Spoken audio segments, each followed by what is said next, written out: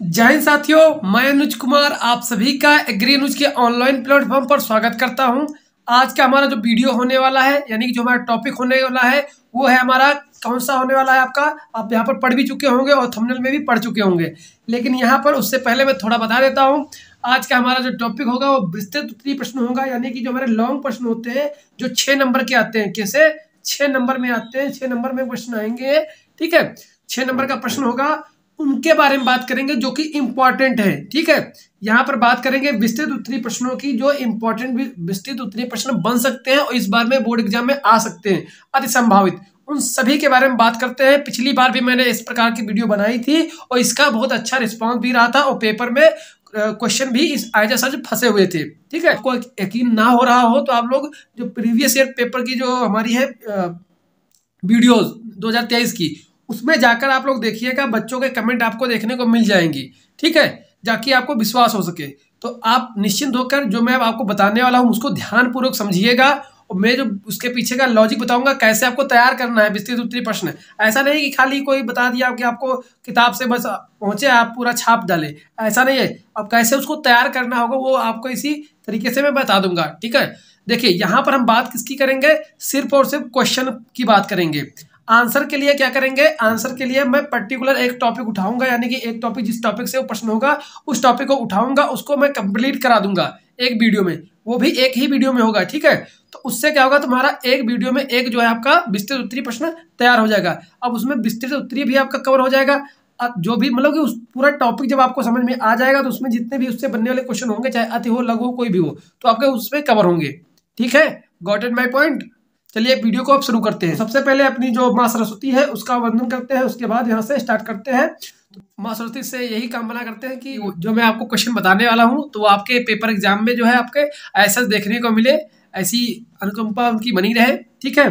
तो चलिए शुरू करते हैं। तो यहाँ पर देखिए, कोशिका विभाजन से आप क्या समझते हैं, कोशिका विभाजन से आप क्या समझते हैं, ठीक है। समसूत्री अथवा अर्धसूत्री में किसी एक का सचित्र वर्णन कीजिए, ठीक है। तो यानी कि जो हमारा कोशिका विभाजन वाला जो चैप्टर होता है तो वो हमारा क्या है, वो चैप्टर हमारा इंपॉर्टेंट है। Got it my point. वो जो चैप्टर हमारा है वो इंपॉर्टेंट है और उसमें जो एक होता है उसके प्रकार समसूत्री विभाजन और अर्धसूत्री विभाजन, ठीक है। एक सम होता है, एक अर्धसूत्री विभाजन होता है। तो इन दोनों को आपको तैयार कर लेना है, ठीक है। दोनों को तैयार कर लेना है आपको साइड में दिख रहा होगा, मैंने समसूत्री की मैं वीडियो बनाऊंगा, उसका मैं कंटेंट पहले तैयार कर चुका हूं। तो इसी प्रकार से आपको वीडियो मिलेंगी, ठीक है, पर्टिकुलर एक टॉपिक पर। इसका सचित्र वर्णन कीजिए, तो चित्र बनाकर आपको अच्छे तरीके से करना होगा। आपको थोड़ा मैं झलक दिखा देता हूँ, ठीक है। जैसे कि ये देखो, ये सब आप लोगों के मैंने सूत्री विभाजन वगैरह सब तैयार करके रख लिया हूँ। इसी को आपको मैं अच्छे तरीके से कराऊंगा एक वीडियो में, ठीक है। कल परसों में आपको वीडियो मिल जाएगी वो। तो ये आपका एक पहला क्वेश्चन हो जाएगा जो इंपॉर्टेंट है। नेक्स्ट आपकी बात करें नेक्स्ट क्वेश्चन की, तो यहाँ पर आप देख सकते हैं नेक्स्ट क्वेश्चन जो आपका इंपॉर्टेंट है तो वो आपका है द्विबीजपत्री। द्विबीजपत्री यानी कि जो डाइकॉट होते हैं, डाइकॉट तना, डाइकॉट जो स्टेम होता है, और द्विबीजपत्री जो यानी कि डाइकॉट जो होता है हमारा जड़, ठीक है।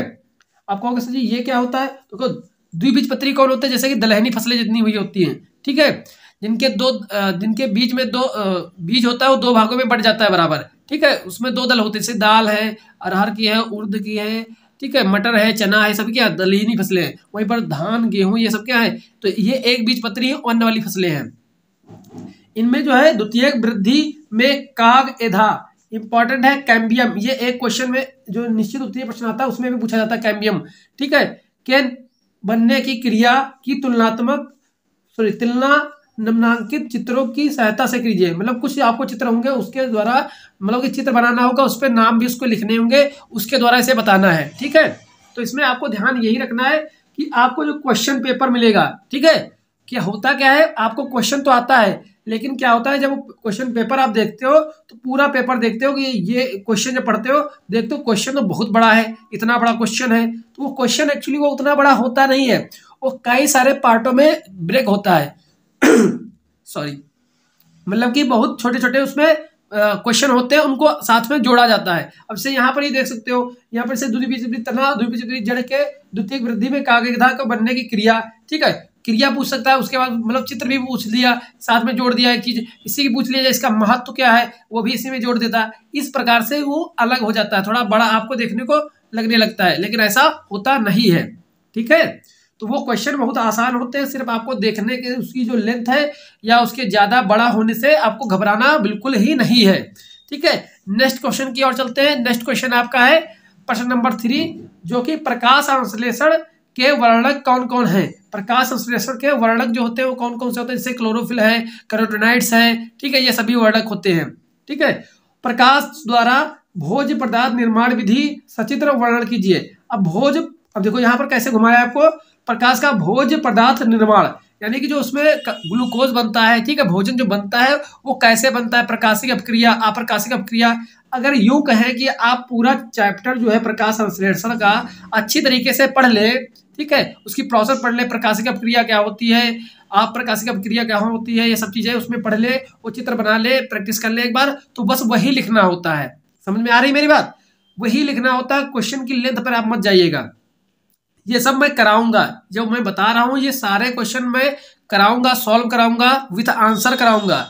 ये सिर्फ आप लोग कह रहे थे सर लॉन्ग क्वेश्चन बता दीजिए, तो मैंने सोचा कि आप लोगों को बता ही देते हैं, बाद में मैं इसको वीडियो बनाता रहूंगा एक एक कर उठाकर। ठीक है, जो इंपॉर्टेंट टॉपिक उसको, क्योंकि मैं ऐसा नहीं कि थ्योरी फॉर्म में ऐसे बताऊंगा लिख कर कि आप उसे लिख पाए एग्जाम में। ठीक है, सिस्टमेटिक वे में पॉइंट वाइज आप लिख पाए वहां पर। समझ रहे मेरी बात।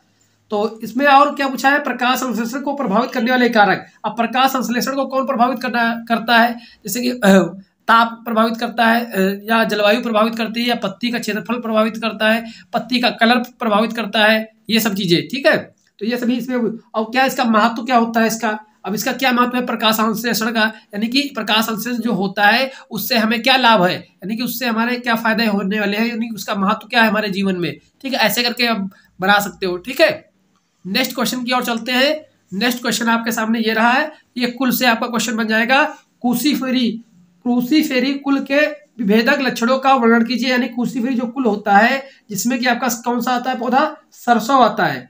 आप में क्या है, सरसों किसमें आता है, वो क्रूसीफेरी में आता है। इसके जो है विभेदक लक्षण बने कि सरसों का लक्षण क्या होता है क्रूसीफेरी कुल का, इसमें पत्तियां कैसी होती है, इसमें फूल कैसा होता है, त्रिज्या सममित होता है, नॉन त्रिज्या सममित होता है, कैलिक्स कितने होते हैं, करोला कितने होते हैं, ये सब चीजें जो है आपको मैं प्रैक्टिकल से ये बताऊंगा।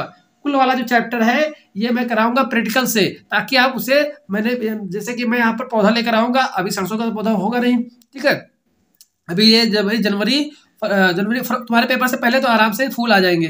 ठीक है, तब आपके पास पौधा लाऊंगा, पौधे को दिखा के आपको बताऊंगा कि देखो इसमें ये चीजें हैं, ये यहाँ पर पौधे इतने फूल हैं, इसमें इतना जो है कैलिक्स है, इतना करोला है, ये सब तरीके से, ताकि आपको वहां पर आपको लिखने के लिए मतलब याद नहीं करना है, आपके माइंड बस देखना चाहिए, हाँ ये मेरे सामने सरसों का पौधा है, इसमें ऐसे पत्तियां होती है, ये होता है, इसमें तने इतने होते हैं, इसमें कलोरा इतने होते हैं, कैलिक्स इतने होते हैं, तना साखी होता है कि उड़ी होता है, ये सब चीजें आपको बता दूंगा। ठीक है, आसानी से आप समझ पाएंगे।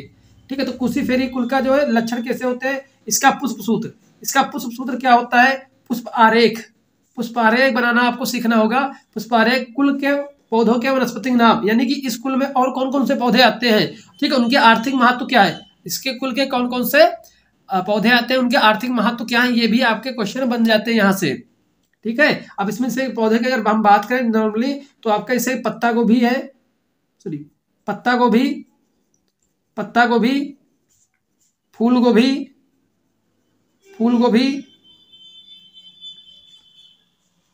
गाढ़ गोभी, और जो तुम्हारा जो है सरसों तो आएगा ही, इसी में आ जाएगा, सरसों आ जाएगा इसी में।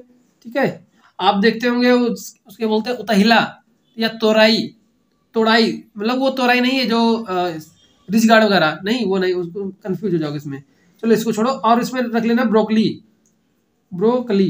ठीक है, ये सभी किसमें आती हैं, इसी कुल की होती हैं। इस कुल को भी ब्रेसिकेसी के नाम से भी जाना जाता है, किससे, ब्रेसिकेसी के नाम से भी जाना जाता है। ठीक है, और देखो एक तो जो आपको इसमें क्रूसीफेरी आपको तैयार करना है, ठीक है, अच्छी तरीके से।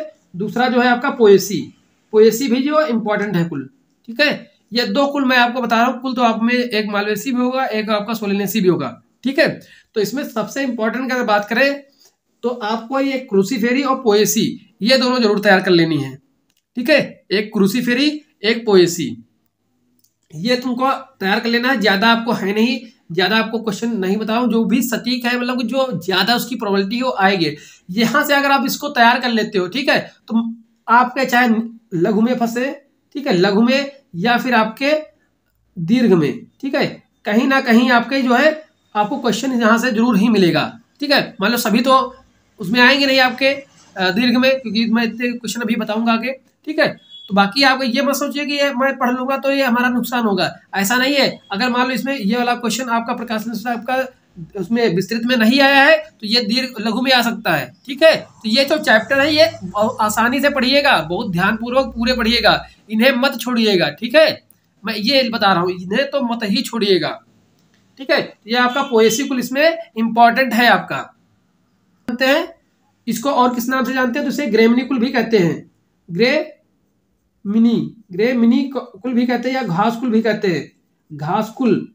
ठीक है, घास कुल आपको देखने को मिलेगा, वहां पर याद रखिएगा, घास कुल भी किसी को कहते हैं तो आपको पोएसी कुल को ही कहते हैं।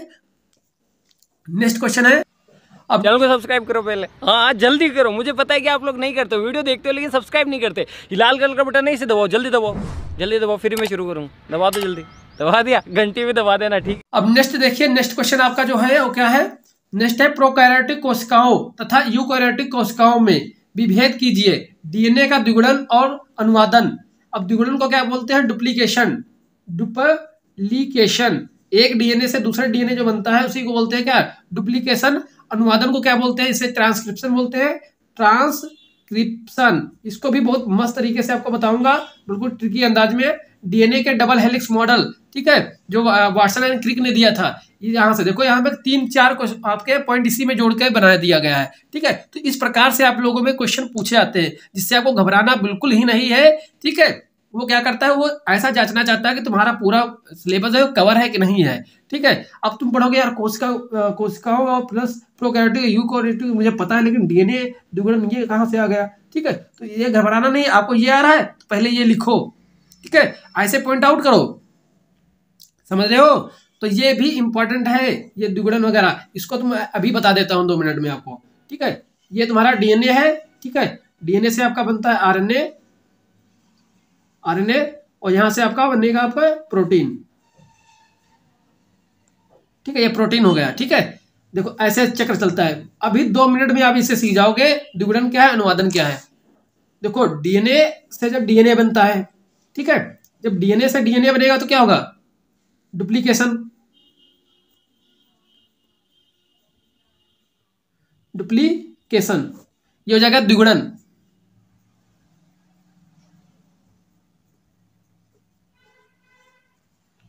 ये क्या हो जाएगा, ये क्या हो जाएगा आपका, ये हो जाएगा आपका द्विगुणन, यानी कि डीएनए से डीएनए बनना। जब डीएनए से ही डीएनए बन जाए, समझ रहे हो बात को, जब डीएनए से ही डीएनए बन जाए तो उसे डुप्लीकेशन या द्विगुणन कहते हैं। और जब डीएनए से आरएनए बन जाए तो उसे ट्रांसक्रिप्शन बोलते हैं। तब इसे क्या बोलेंगे,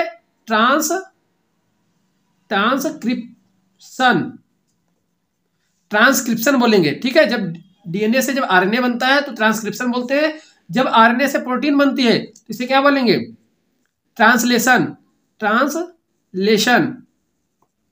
अनुवादन इसे बोलते हैं हिंदी में। ठीक है, इसे इंग्लिश में याद रखिएगा, ऐसा मत है हिंदी वाला पकड़िएगा, इंग्लिश वाला इंपॉर्टेंट है, इंग्लिश को ही हिंदी में लिखेगा।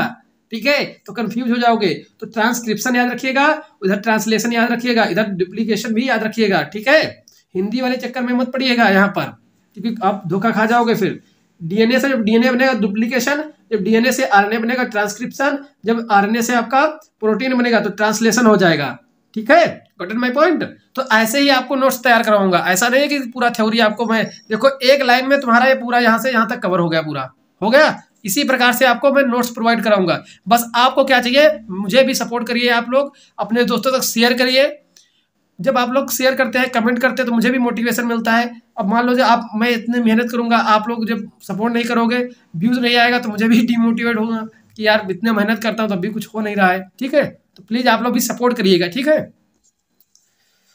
तो यहाँ पर देखिए नेक्स्ट आपका डीएनए का डबल हेलिक्स मॉडल, ये भी आपको बता दूंगा, उसमें थोड़ा आपको समय लगेगा, वो भी बहुत आसान है, लेकिन अब यहीं पर बता दूंगा तो ज़्यादा समय लग जाएगा। ठीक है, तो बाकी ये मैं आपको करवाऊंगा सभी, ये मत बोलिए मैं कराऊंगा नहीं, सभी करवाऊंगा, मैं बेहतरीन तरीके से आपको करवाऊंगा। अब आता है लास्ट, जो सबसे रामबाण चीज है ये, इसे जरूर कर लेना, क्योंकि यही है आपका रामबाण जो आपकी नैया पार लगाने वाला है। ठीक है, यही जो है रामबाण है, आपकी नैया पार लगाएगा। जैसे कि इसमें संक्षिप्त टिप्पणी को आ जाता है, जिसमें कि आपका विविपैरी क्या होता है। विविपैरी क्या होता है, जब एक फल होता है, फल के अंदर जो है सीड जो होता है, सीड ही अंकुरित हो जाता है। जैसे कटहल है, कटहल में देखो अगर पका हुआ कटहल है तो उसी से अगर उसी के अंदर जो बीज होता है वही अंकुरित हो जाकर बाहर पौधा निकल आता है, उसी को बोलते हैं विविपैरी। ठीक है, नेक्स्ट है आर्थिक महत्व के सूक्ष्म जीव। आर्थिक महत्व के सूक्ष्म जीव कौन कौन से होते हैं, जैसे कि आर्थिक महत्व के कौन से सूक्ष्म जीव हैं। जैसे हमारा आप दही खाते हो, दही में क्या होता है, दही जो बनता है वो किससे बनता है, लैक्टोबैसिलस के द्वारा बनता है। तो जो लैक्टोबैसिलस है वो जीवाणु है। वो जीवाणु कैसा हुआ, हमारे आर्थिक फायदे के लिए हुआ ना।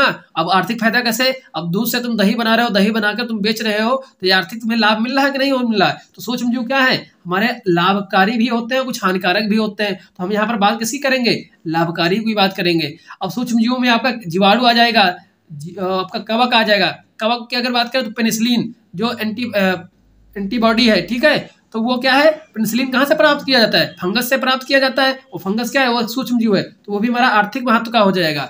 नेक्स्ट आपका है इसमें, ये सभी मैं पॉइंट बता रहा हूँ, सबको आपको पढ़ना है अच्छी तरीके से। वर्टिसिलेक्टर पुष्करम क्या होता है, ठीक है, वर्टिसिलेक्टर पुष्करम किसमें पाया जाता है या होता क्या है, ये आपका तुलसी में पाया जाता है। किसमें, तुलसी में पाया जाता है। बाकी आप पढ़ लीजिए इसके बारे में। वाष्पोत्सर्जन क्या होता है, ये सब आपको तैयार करना है अच्छी तरीके से।